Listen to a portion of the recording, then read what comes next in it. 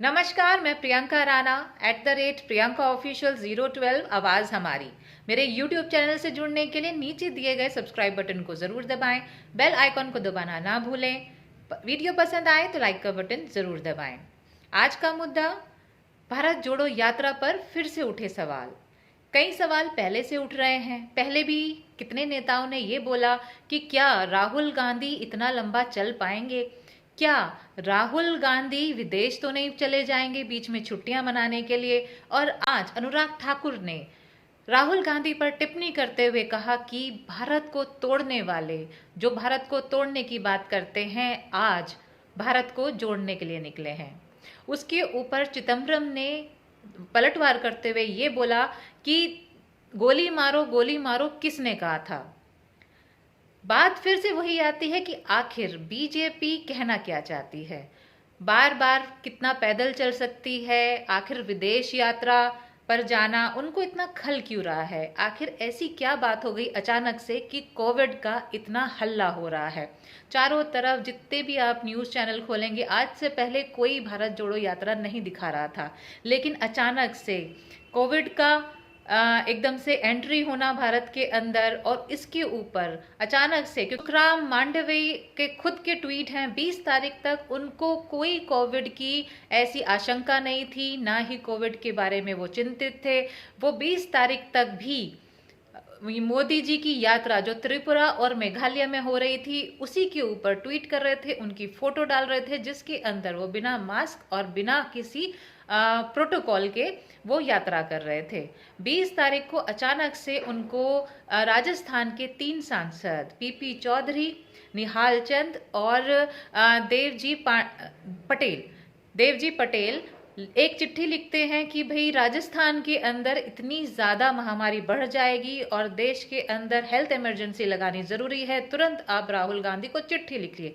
और उनके कहने पर वो तुरंत चिट्ठी लिख भी देते हैं, पर वो क्या पीएम मोदी को ये बताना भूल गए कि कोविड में इतनी ज़्यादा हेल्थ इमरजेंसी आ गई है, कोरोना फैल सकता है, क्योंकि त्रिपुरा और मेघालय में लगातार वो यात्रा कर रहे थे। उससे पहले भी आप अगर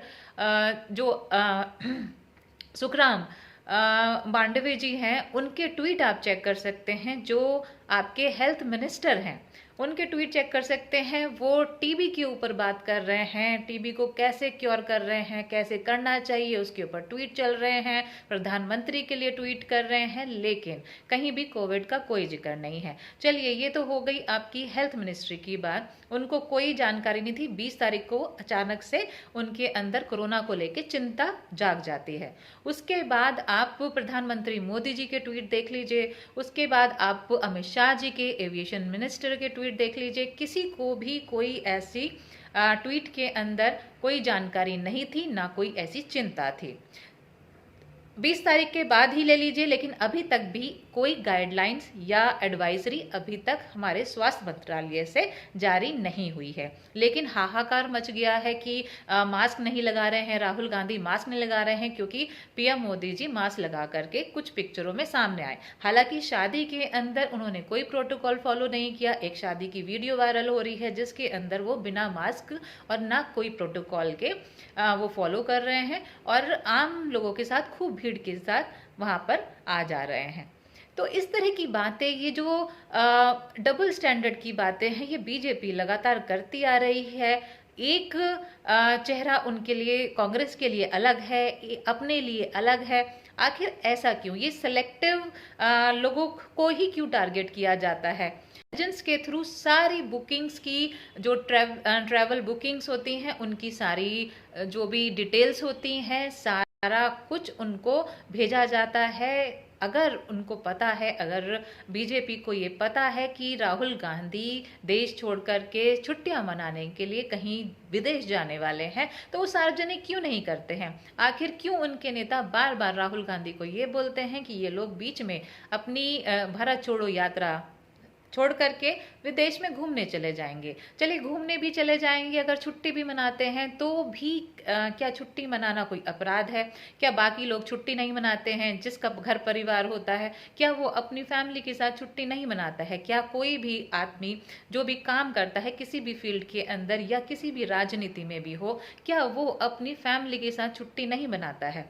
तो इस तरह की चीजें लगातार बार बार बीजेपी बोल रही है। अब सवाल ये उठता है कि आखिर अचानक से इतनी चिंता कोरोना को लेकर के और इतना जो हमलावर हो रहे हैं बीजेपी के नेता राहुल गांधी के ऊपर और भारत जोड़ो यात्रा के ऊपर, क्या वो जो भारत जोड़ो यात्रा के अंदर भीड़ जुट रही है राहुल गांधी के साथ, उसको देख करके डर गए हैं?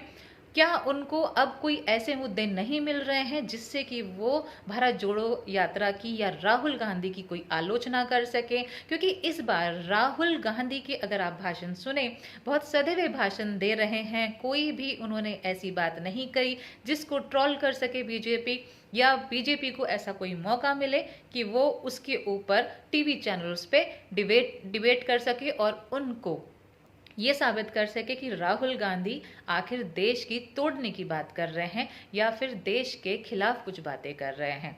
जब तक वो आरएसएस की बातें करते हैं, जब तक वो सावरकर की बातें, तो बीजेपी को बहुत अच्छा लगता है क्योंकि उनको कुछ मुद्दे मिल जाते हैं ये बताने के लिए कि देखिए ये हिंदू के अगेंस्ट में है या देश के अगेंस्ट में बातें कर रहे हैं। हालांकि पहले भी काफ़ी धरने प्रदर्शन हुए, किसान आंदोलन हुआ, तब भी उन्होंने किसानों को आतंकवादी तक बोल दिया था।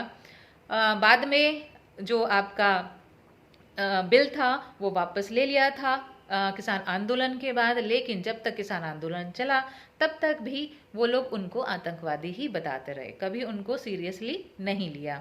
उसके बाद अब जब भारत जोड़ो यात्रा हो रही है, इस बार राहुल गांधी बहुत ही पॉजिटिव एटीट्यूड से बार बार ये बोल रहे हैं कि हम देश को जोड़ना चाहते हैं, हम जो देश के अंदर एक नफरत की राजनीति है इसको ख़त्म करना चाहते हैं।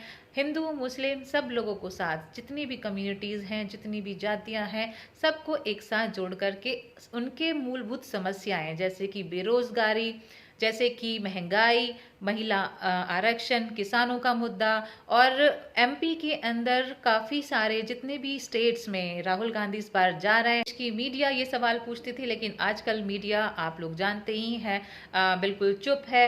उल्टा वो ओपोजिशन को, जब वो मुद्दे नहीं उठाती है तो ओपोजिशन को कोसती है कि आखिर आप लोग कहाँ थे, आपने मुद्दे क्यों नहीं उठाए।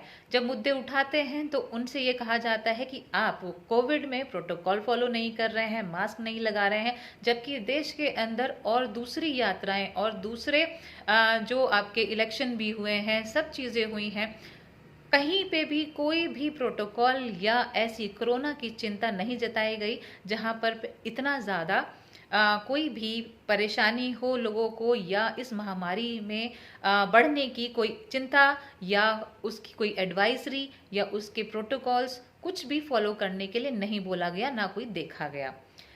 लेकिन फिर भी प्रोटोकॉल्स और एडवाइजरी होनी चाहिए क्योंकि महामारी पहले भी हम लोग झेल चुके हैं, और अगर कोई ऐसा सेंसिटिव मुद्दा है, अगर हमारे देश को कोरोना से इतना भयंकर खतरा है, तो तुरंत इसके ऊपर गाइडलाइंस निकलनी ज़रूरी है।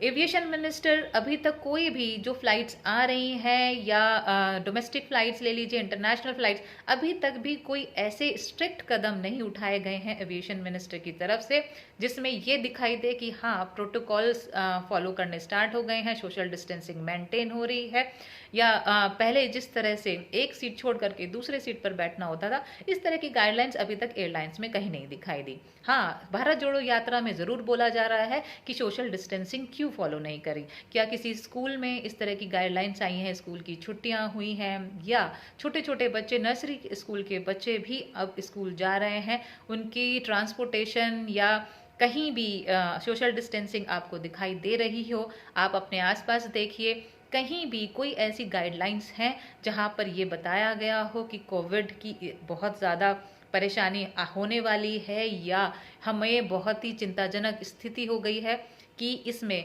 हमें मास्क और सोशल डिस्टेंसिंग फॉलो, क्योंकि जो मार्केट हैं वो सारे भीड़ से भरे पड़े हुए हैं। आप हॉस्पिटल में चले जाइए, आप कहीं भी चले जाइए, ना इंटरनेशनल जो फ्लाइट्स आ रही हैं उनकी उस तरह से चेकिंग हो रही है।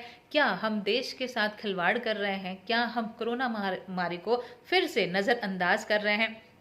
अगर इस तरह की कोई भी ऐसी चीज़ है जो हमारे देश में कोरोना महामारी फिर से फैला सकती है, तो क्यों नहीं सख्त कदम उठाए जा रहे? क्यों इंटरनेशनल फ्लाइट्स को पूरी तरह से चेक नहीं किया जा रहा? जितने भी पैसेंजर्स आ रहे हैं उनका पूरा चेक होकर के क्या वो देश के अंदर आ पा रहे हैं? क्या उनको क्वारंटाइन करने की ज़रूरत है? इस तरह की कोई गाइडलाइंस या कोई भी इस तरह की एडवाइजरी अभी तक सरकार की तरफ से नहीं आई है।